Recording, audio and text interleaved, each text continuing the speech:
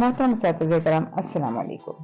मैं हूँ मुस्लिना Mukhtar, snowman publishers की जानिब से, और आज की इस वीडियो में हम बात करेंगे नॉलेज विद उर्दू सीरीज जो कि प्ले ग्रुप के लिए तरतीब दी गई है, उसके सफ़ा नंबर 92 की। ये देखिए, ये है सफ़ा नंबर 92। ये है फे का तारुफ है। यहाँ 3 आइकन्स बने हैं, सुनना, बोलना, पढ़ना, और एक QR कोड है जिसकी मदद से आप डिटेल लेसन प्लान हासिल कर सकते हैं।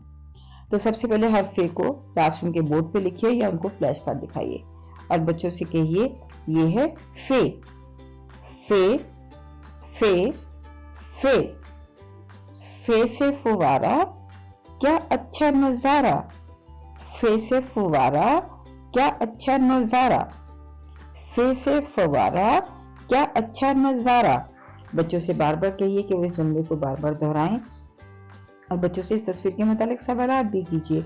बच्चों से पूछिए कि क्या आपको ये नज़ारा अच्छा लग रहा है, क्या आपको इस तरह बाग में जाना पसंद है, आपको ऐसे बाग अच्छे लगते हैं जहाँ फुवारा भी मौजूद हो, आपने कभी फुवारा देखा है। हर बच्चे से पूछिए कि उसने फुवारा देखा है तो कहाँ देखा है। इस तरह तस्वीर के मुतालिक जब बहुत सारे सवाल करते हैं तो बच्चों की सोचने की सलाहियतों में इजाफा होता है। साथ साथ वो आपके जुमलों की साख को सुनते हैं और उनकी सुनने की सलाहियत में इजाफा होता है, और फिर वो दोहराते हैं तो उनकी बोलने की सलाहियत जो है वो बेहतर होती है। उसके बाद आपने बच्चों को ये बताना है कि इस हर्फ का नाम है फे और आवाज है। ये फा नहीं है, क्योंकि फा जो है अलिफ से के साथ मिलकर बनता है, या फे पे जबर लगता है तो बनता है। ये है जैसे कि आप साफ कहते हैं तो फे की आखिर में जो आवाज है वो असल में फे की अपनी आवाज है।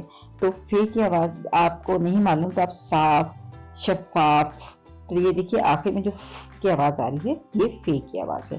तो बच्चों को बताइए कि नाम है फे, आवाज है, नाम है फे, आवाज है, नाम है फे, आवाज है। बच्चों से कहिए कि वो ज्यादा से ज्यादा इस आवाज की मशक करें। उसके बाद बच्चों को ज़खीरा अल्फाज बताइए। बच्चों को बताइए ये फवारा है, फवारा, फवारा, फवारा। बच्चों से कहिए कि वो आपके साथ साथ दोहराएं। फिर उनसे कहिए ये फाख्ता है, फाख्ता, फाख्ता, फाख्ता।